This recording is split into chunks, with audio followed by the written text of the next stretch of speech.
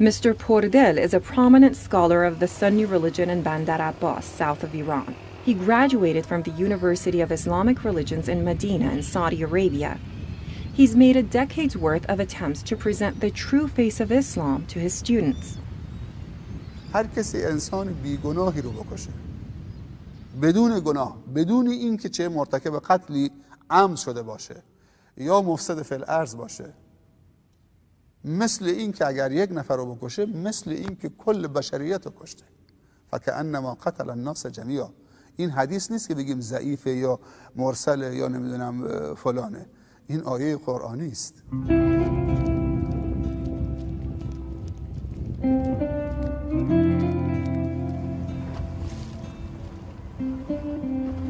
چون همه چیز داره جذاب ارائه میشه. جوانای ما وقتی بیرون میرن روزانه شاید هزارها بار حسشون داره بمباران منفی داره میشه. بمباران منفی خیلی جذابه، چون ما تاثیر سمعی داریم، تاثیر بصری داریم، تاثیر لمسی داریم تو جامعه. همین اینها ما رو تحت شعاع خودش قرار میده. در نتیجه خواستیم که دین رو از اون حالت سنتی که فقط چه ما وقتی میگیم چه فلانی متدینه، ذهنمون به این میره، به این سمت میره که حتما نمازخون خوبیه، در صورتی که عبادت یا وقتی میگیم فلانی عبادت میکنه شرط نیست که حتما به کارهایی که در رابطه با دنیای بعد از این دنیاست یعنی ارتباط داره. یعنی اگر ما در فرهنگ دینیمون اگر کسی ورزش هم بکنه داره عبادت میکنه، اگر کسی کار هم بکنه داره عبادت میکنه. پیامبر گفته التاجر الصدوق، تاجر و بازرگان صادق و مخلص و پاک بی غل و غش همراه چه فرشتگان پاک و گرامی خداونده.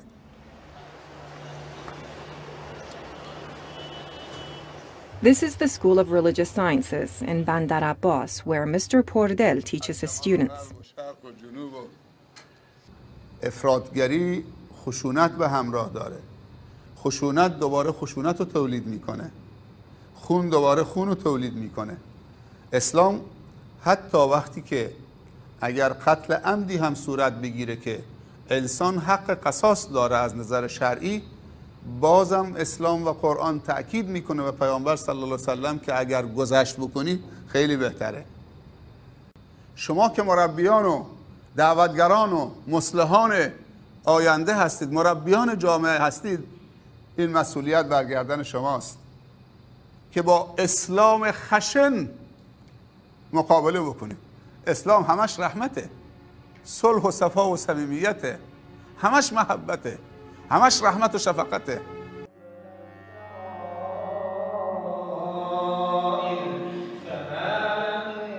وقتی پیامبر ایشون صلی الله علیه و سلم فرستاد برای فتح خیبر، علمدار خیبر بودن دیگه، گفتن چه بچه رو نکشید، درخت رو نسوزونید، حیوانات رو نسوزونید، نکشید، کسی که تو صومعه یا نمیدونم فلانجا مشغول عبادت نکشید، زن و کودک رو نکشید، نمیدونم جوانایی که تو زمین کشاورزی کاری به شما ندارن مشغول تو زمین کشاورزی به اونها تعرض نکنید. فقط اونهایی که چه با شما میخوان مقابله بکنن، اینا تعالیم اسلامه، همش بزرگواری، گذشت، آداب، معاشرت، احترام به چه؟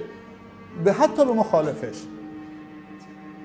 کسانی که میخوان درباره اسلام قضاوت بکنن برمیگردن به خود قرآن و سنت و سیره رسول الله صلی الله علیه و سلم و صحابه و ائمه، برمیگردن به اونها چه بودن، از اونجا الگو بگیرن. اینها الگوی ما نیستن، ما از اونها بری هستیم.